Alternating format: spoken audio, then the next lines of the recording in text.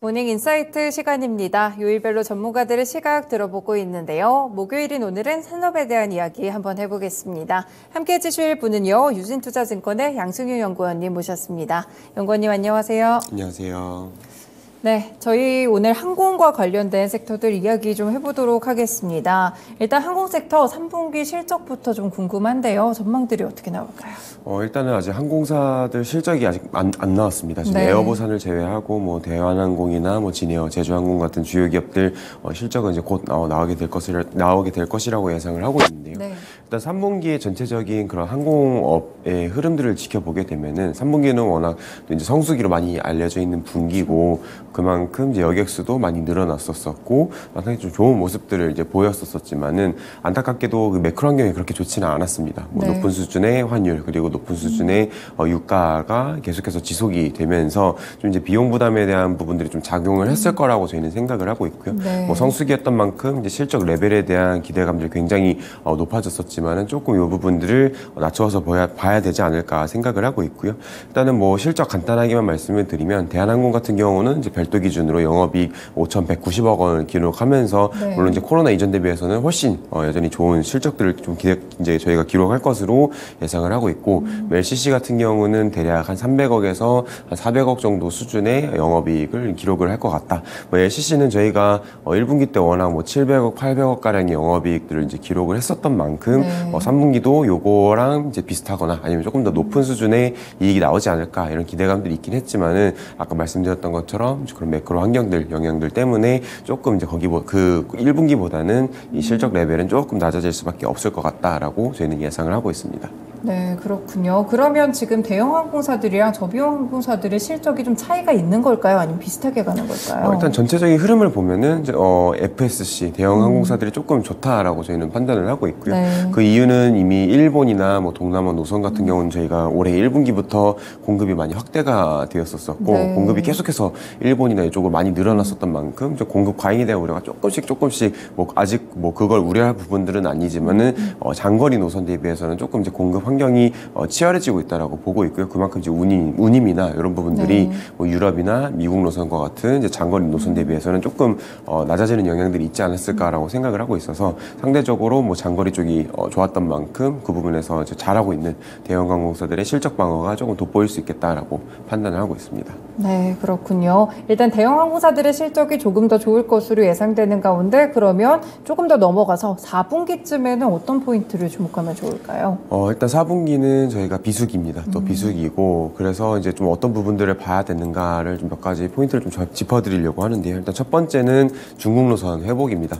뭐 저희가 뭐 연초부터 해가지고 이제 중국 노선 회복 기대감들이 계속 이어지고 있고 실제로 뭐 운항 편수나 이런 부분들이 지속적으로 늘어나고 있기는 하지만 아직 그 한국에서 중국으로 방문하시는 이 아웃바운드 수요가 아직까지는 좀 약하게 나타나고 있는 상황이라 네. 지금 뭐 지난달에 이제 기사들도 몇 번 나오긴 했지만은 지금 중국 쪽 그 관광 비자를 뭐 당일 발급해주겠다 뭐 이런 이야기들도 나오고 있는 상황이어서 이제 그런 환경들이 조금 개선이 된다라고 했을 때 이제 중국 노선으로 좀 여객 유입들이 지속이 되면서 조금 이제 하나 좀 기대를 해볼 수가 있지 않을까라고 생각을 하고 있고요. 네. 그리고 이제 두 번째 같은 경우는 이제 여행 수요가 어디까지 지속이 되는가라고 생각을 하고 있습니다.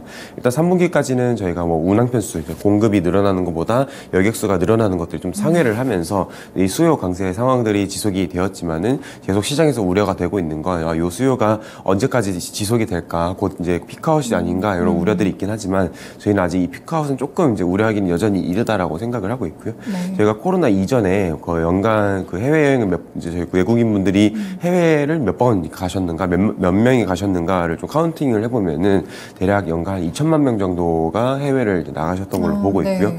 코로나 기간 뭐 2, 3년 동안에 저희가 여행을 못 갔었으니까 뭐 단순히 한 번 가고 이연 수요가 해소된다고 보기보다는 최소한 2번은 가야지 해소된다라고 했을 때 여행 수요는 내년 상반기까지는 좀 지속이 될 수 있는 그런 상황이지 않을까라고 저희는 판단을 하고 있습니다. 네, 그렇군요. 네. 네. 그리고 이제 마지막 세 번째 같은 경우는 이제 기재 도입입니다.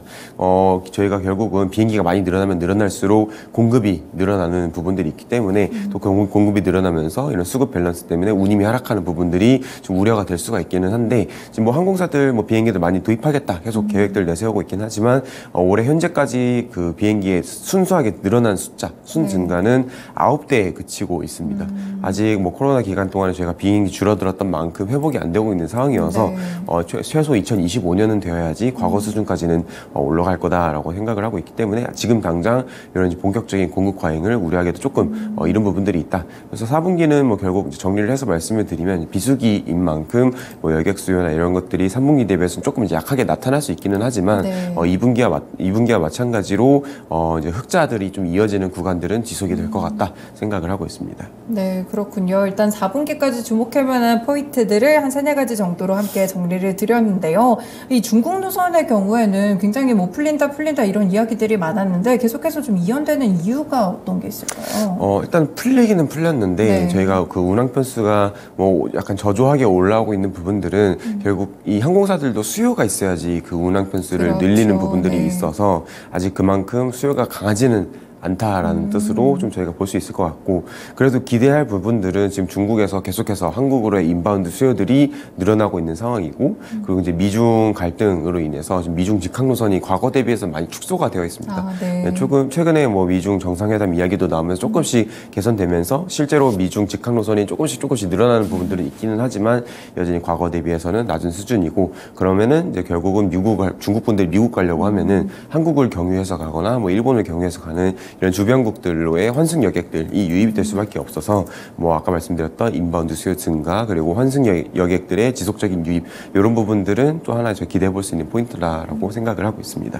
그러면 유가나 환율 같은 부분들이 사실 3분기에는 좀 실적의 발목을 잡을 수 있는 요인이었는데 4분기에는 영향이 제한적일까요? 어떻게 보시나요? 4분기도 그 영향은 지속이 될 것 같다. 다만 저희 항공사들이 또 유류비 증가분에 대해서 대략 한 50% 정도는 유류 할증료로 저희 여객분들한테 전가를 하고 있기 때문에 그 이제 유류 할증료가 저희가 3분기 때 많이 올라갔습니다. 그리고 그게 실제 실적이나 이런 영업 환경 측면에서 영향을 작용을 하는 거는 4분기부터 본격화될 거로 보고 있어서 물론 4분기도 지금 유가 상황이 그렇게 호의적이지만은 않지만은 이 유류할증료가 좀 부과가 되면서 조금씩 실적 방어가 될 수 있는 부분들은 남아 있다라고 판단을 하고 있습니다.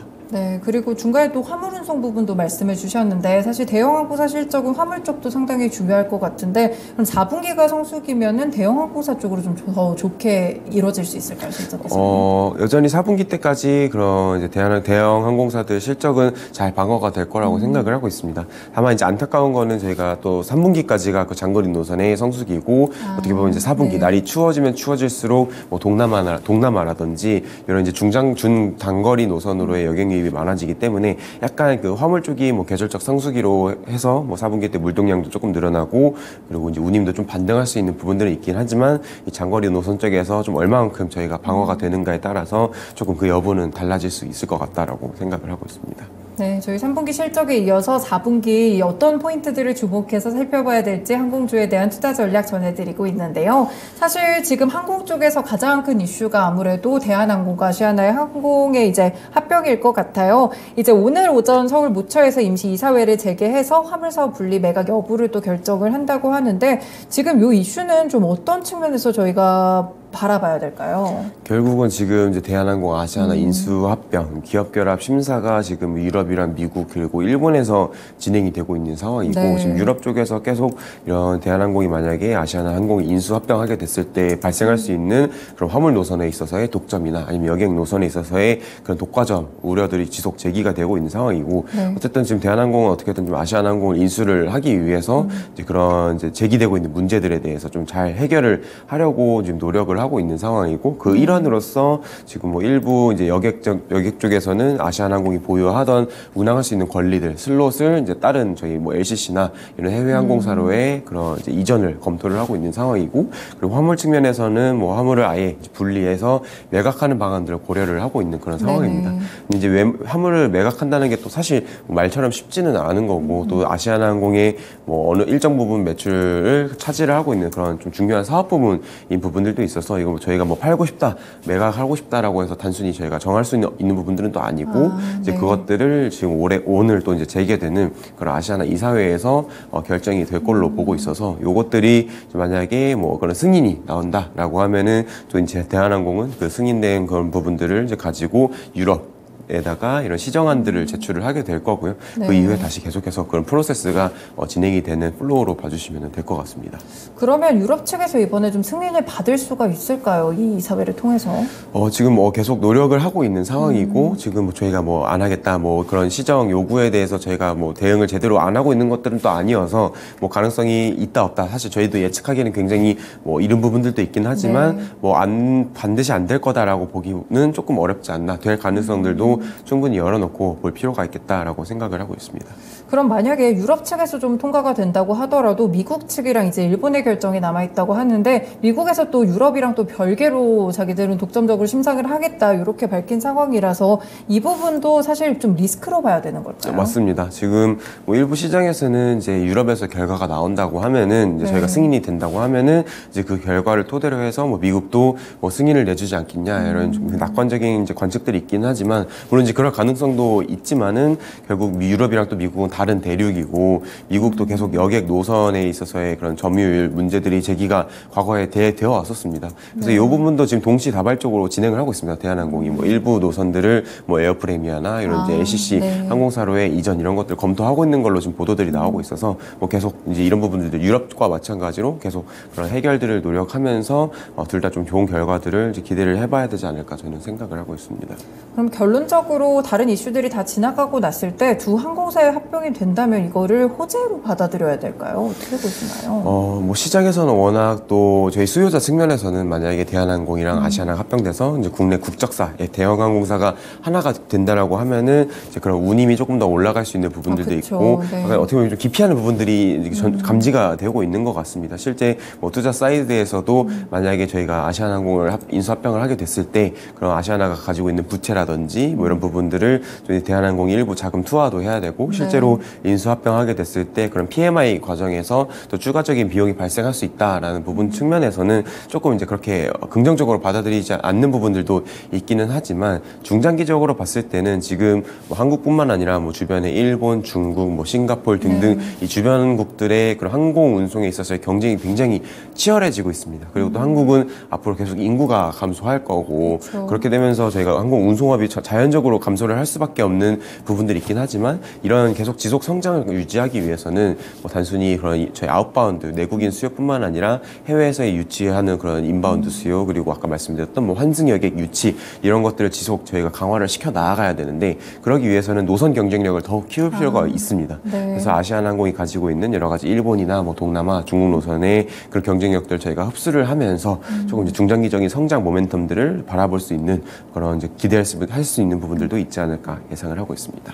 그럼 연구원님이 보시기에는 요즘 항공 종목들을 투자하기가 괜찮을지 혹시 토픽 종목도 있으실지 궁금하네요. 일단은 뭐 여전히 탑픽 같은 경우는 대한항공을 유지를 하고 있는 상황인데 뭐 지난주부터 해서 이번 주 내내 지금 변동성이 굉장히 커지고 있는 상황입니다. 뭐 아시아나항공이 뭐 장중에 10% 이상 올라가기도 하고 하면서 좀 변동성이 커지고 있는 상황이어서 조금 이제 그런 변동성에는 유의할 필요가 있지 않을까 생각을 하고 있습니다. 네, 토픽은 대한항공이긴 하시지만 그래도 최근에 이슈에 따라서 좀 급등락이 있으니까요. 당분간은 좀 이런 이슈에 의한 등락들은 좀 보수적으로 지켜보시는 게 좋을 것 같네요.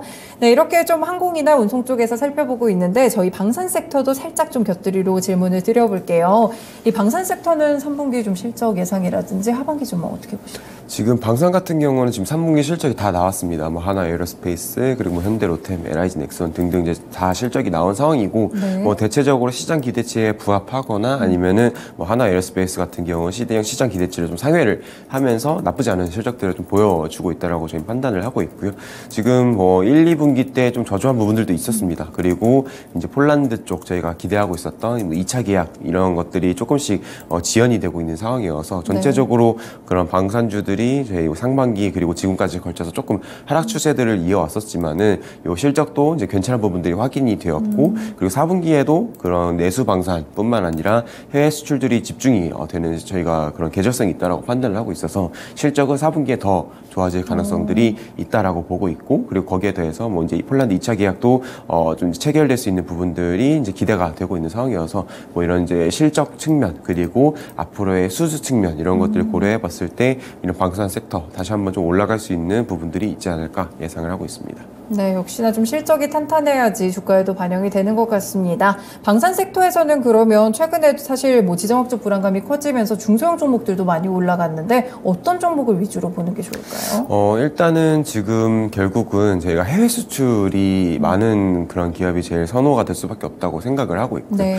지금 국내 방산 같은 경우는 이제 수익성이 대략 한 자릿수에 그치고 있습니다. 그러나 네. 이 해외 수출 같은 경우는 뭐 한 자릿수도 물론 있겠지만은 그 이제 두 자릿수 이상의 것들이 굉장히 많고, 그리고 또 이제 그런 해외 수출이 늘어나면 늘어날수록 이익 개선이 기대될 수 있는 그런 기업들로 저희가 좀 포커스를 맞출 필요가 있다라고 생각을 하고 있고요. 뭐 대표적으로는 하나 에어로스페이스나 그리고 한국항공우주 이런 종목들이 좀 가장 유효하지 않을까 판단을 하고 있습니다.